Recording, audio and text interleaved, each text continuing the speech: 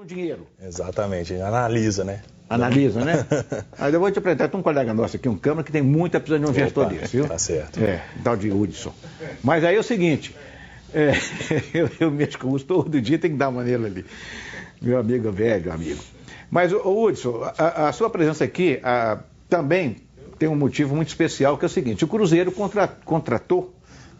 Parece que está em negociação. Está em negociação ainda, uma empresa chamada... Falcone, onde você trabalhou durante alguns anos. Exatamente. Né? Isso, eu entrei na Falcone como trainee há mais de 15 anos, fiquei lá por 12 anos, me tornei até associado da empresa e aí desde 2013 eu saí e montei minha empresa de consultoria. Então eu conheço bem os projetos de consultoria, eu conheço bem a empresa, então tem como contribuir aí fazendo uma análise também dessa possível, né? Contratação que o Cruzeiro está fazendo com a Falcone. Porque o Cruzeiro às vezes anuncia determinadas situações, Cruzeiro, Atlético, América e a maioria dos clubes aí, mas não chega, ainda não está selado o acordo, digamos assim, no popular, e a gente a torcida, acredito eu, esteja imaginando que essa empresa já está trabalhando no Cruzeiro, e ainda não está. Pela informação que eu tive, né, quando eu fiquei sabendo que o Cruzeiro havia contratado, eu fiz alguns comentários nas redes sociais, e aí um colega de Falcone, que já trabalhou comigo, me informou que está na fase de diagnóstico. É uma fase em que a empresa está lá dentro do Cruzeiro avaliando o potencial de retorno para ver se o projeto vale a pena. Então eles estão olhando os números de uma maneira mais macro para avaliar, será que vale a pena esse projeto no Cruzeiro? Nós vamos conseguir dar um retorno para o Cruzeiro que vai pagar o investimento a gente ainda vai dar um retorno de 2, 3 vezes isso. Então eles estão nessa fase. Aí vão formatar uma proposta e aí o Cruzeiro vai entrar numa negociação e decidir se contrata ou não. Normalmente funciona dessa forma. Então nós vamos falar sobre isso, que é muito importante. Tenho certeza que a torcida do Cruzeiro está querendo saber o que pode acontecer, o que essa empresa pode fazer, se compensa ou não, se o Cruzeiro tem culhão para bancar essa situação, que não é fácil, é coisa que custa muito dinheiro. O telefone aqui naquela hora apurando umas informações. O Google ajuda muito hoje em dia, né? Mas o Júlio Reis falou que queria falar a respeito ainda dessa questão da violência nos estádios. Essa prerrogativa de punir o clube em função de atos da torcida é uma estratégia que eles fazem para tentar que o clube atue preventivamente, evitando aí qualquer tipo de confusão, né?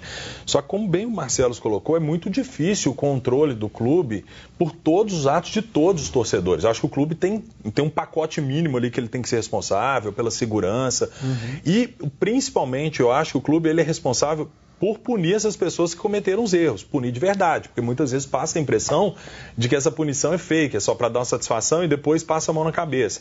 Por exemplo, se eu não me engano, o Grêmio foi punido com a eliminação de uma Copa do Brasil pela questão de atitude racista da torcida. E muita gente comentando que o Atlético deveria sofrer o mesmo.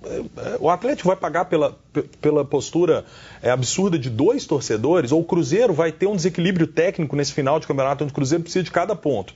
O Cruzeiro tem 6 jogos, 3 em casa, 3 fora, igual aos seus rivais, Fluminense, Botafogo, Ceará. E o Cruzeiro vai ter esse desequilíbrio técnico, não poder jogar um jogo em casa, vai impactar no campeonato. Flamengo e Botafogo estão na mesma situação. Aquele jogo Flamengo e Botafogo no estádio Newton Santos, no Rio, né? Foi uma briga, mas foi uma briga generalizada, então também em curso lá no STJD. Luiz, falar em Flamengo, estou recebendo aqui uma mensagem muito carinhosa de Goiás e por aí vai. Bom, ô Júlio, quero aproveitar a sua presença aqui, né? Até que ponto para o Cruzeiro, né, que vive um momento dificílimo também na parte financeira, tá certo? Está bem colocado? Na parte econômica? Financeira e econômica, os dois. Qual é a importância desta empresa entrar nesse processo? Tem que voltar um pouquinho, entender o que está acontecendo com o Cruzeiro, né? O Cruzeiro tem vem há quase 10 anos tendo déficit anual. Há uma diferença entre competência e caixa, tentar não ficar muito técnico para não ficar muito chato, mas o que significa isso? Déficit, gastando mais do que arrecada. As despesas que fizeram jus no ano são maiores à receita que foram feitas jus naquele mesmo ano. Isso vai fazendo com que o clube acumule dívidas, então vai acumulando dívidas. Só que essas dívidas no futebol, elas são sempre roladas, né? Vocês veem times, o Flamengo ficou quanto tempo rolando dívidas absurdas? Tem Botafogo, Atlético Mineiro, todo mundo rolando. O que acontece? O Cruzeiro chegou no momento que essa dívida, ela tornou um pouco o perfil mais perigoso, a dívida ficou de curto prazo. O Cruzeiro hoje, metade da sua dívida basicamente é dívida de curto prazo. está no passivo circulante, quase 260 milhões de reais pelos demonstrativos de 2018. Significa que essas dívidas começam a vencer. Então, o Cruzeiro precisa pagar sua despesa corrente do ano e ainda pagar essas dívidas. A situação fica insustentável. É mais ou menos, como o Cruzeiro hoje ele tem uma dívida de 260 milhões, essa dívida de curto prazo é quase que a receita de um ano inteiro do Cruzeiro. Então, o que o Cruzeiro precisa fazer? Antes mesmo de arrumar a casa com essa empresa, o Cruzeiro precisa arrumar, isso é a parte econômica, o Cruzeiro precisa arrumar a parte financeira. O Cruzeiro precisa ter caixa para girar o ano que vem, senão o Cruzeiro não consegue nem botar a casa para rodar, nem pagar salário. Então, o Cruzeiro precisa, num primeiro momento, imediatamente fazer um orçamento para o ano que vem. Eu não vejo ninguém... O Cruzeiro, desde que eu me conheço como torcedor, nunca vi falar do Cruzeiro ter um orçamento. Que é quanto que vai gastar e quanto que vai receber e quanto que tem que pagar de conta. Isso qualquer empresa tem que fazer. Inclusive. Todas as empresas fazem. O Cruzeiro não tem. O Cruzeiro, um clube que seria um porte de uma empresa grande, com faturamento de 350 milhões de reais, não tem orçamento. Então o Cruzeiro precisa ter um orçamento. A partir desse orçamento, o Cruzeiro precisa levantar precisa saber quanto dinheiro vai precisar levantar. E isso não tem muito segredo, você precisa levantar dinheiro, porque o Cruzeiro tem conta para pagar. O Cruzeiro mal consegue cobrir suas despesas.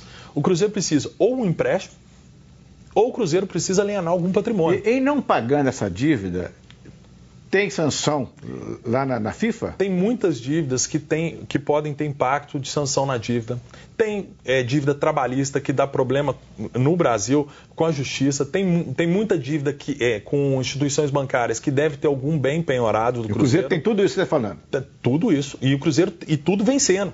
Então o que acontece? O Cruzeiro tinha que chegar agora, diretoria nova, chegar com uma nova proposição de austeridade e, peraí, gente, nós temos uma dívida, nós queremos pagar. Primeira coisa, nós vamos reestruturar a dívida. O grande erro que eu vi daquela proposta da diretoria anterior de levantar 300 milhões, o Cruzeiro tem 260 milhões de dívida, vamos levantar 300 milhões. Se é 260 milhões de dívida, você não precisa de 260 milhões para quitar. Essa é a primeira coisa importante. Você quita quase com metade, basicamente você quita com negociação, porque muito dessa dívida é juro embutido. Então você chega para o cara e fala assim, você quer entrar em primeiro lugar da fila para receber a minha dívida? Senão vai para a justiça. Você quer ser o primeiro? Me dá um desconto. Então começa essa negociação. Hoje até banco está fazendo isso, né? Tá chamando... A Caixa está chamando para negociar. Isso é padrão de mercado, chama reestruturação de dívidas. Aí sim, o Cruzeiro levanta, nós vamos precisar aí, sei lá, de 100 milhões para rodar ano que vem. Vamos arrumar uma dívida de médio e longo prazo, com uma carência de 100 milhões de reais, para pagar daqui a 3, 4, 5 anos com taxas razoáveis. Ok, resolve o problema financeiro. Agora vem o econômico. Aí entra a Falcone ou entra... O próprio Cruzeiro poderia estar fazendo isso, que é o quê? Tornando o clube superavitário. Porque não adianta nada eu arrumar um jeito de pagar essa dívida, de rolar essa dívida a longo prazo e eu continuar gerando déficit. Porque se no ano que vem eu gerar 350 milhões de receita, mas tiver 400 de despesa, minha dívida aumenta mais 50. Então, neste ponto que entra a empresa. Só que tem que ser urgente.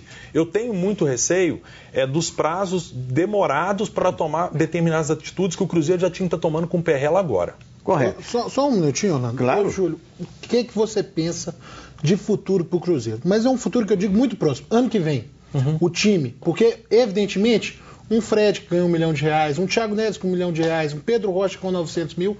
certamente terão de sair para enxugar essa folha salarial para a máquina funcionar como você disse.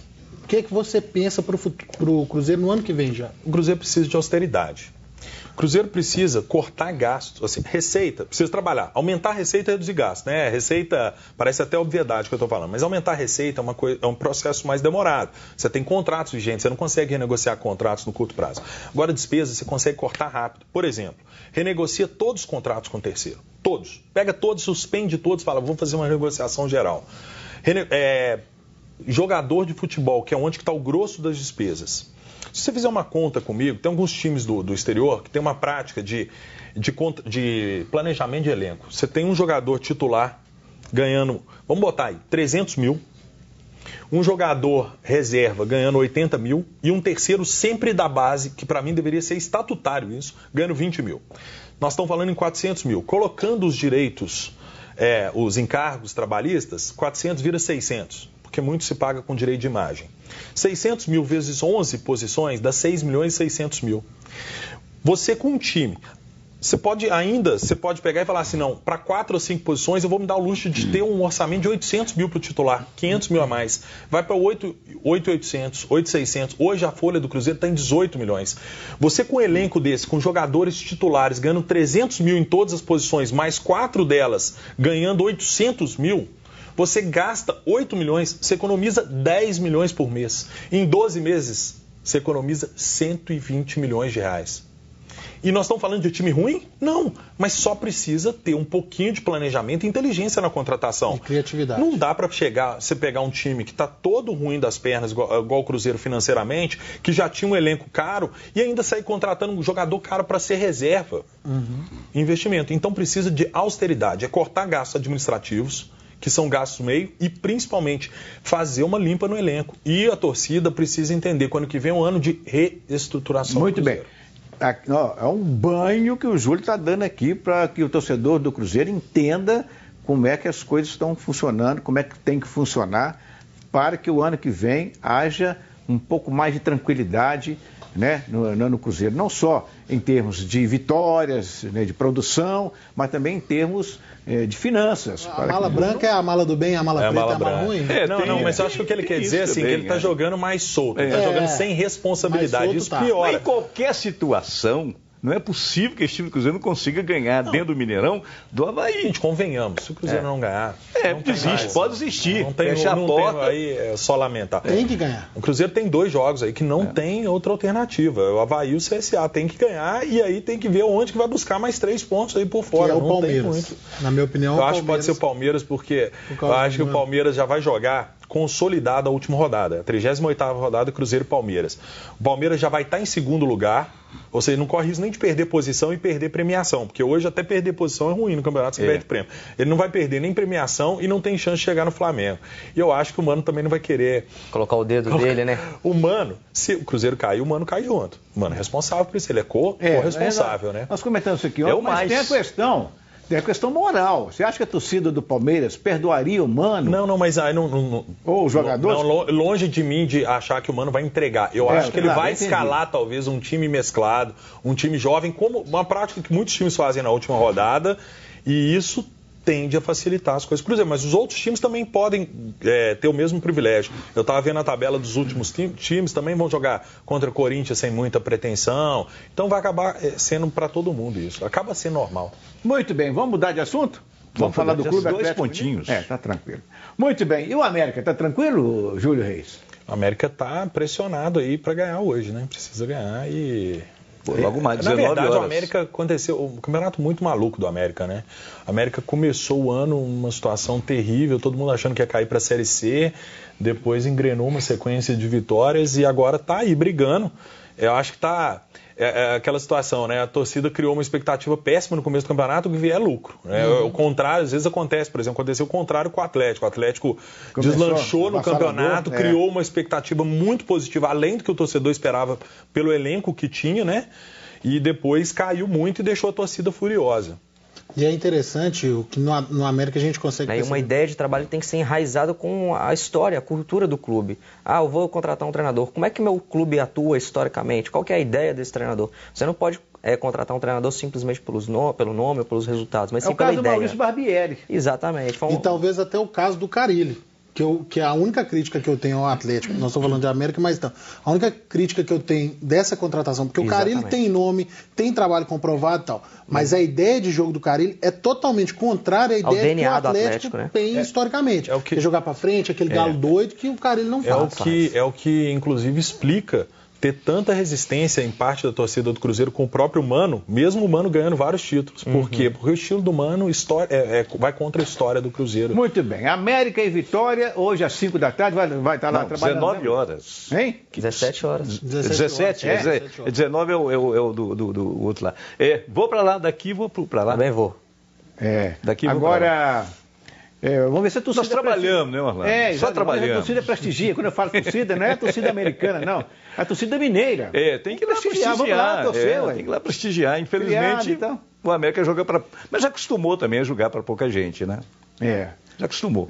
É até perigoso se tiver muita gente, o jogador estranhar. Se sentir impressionado.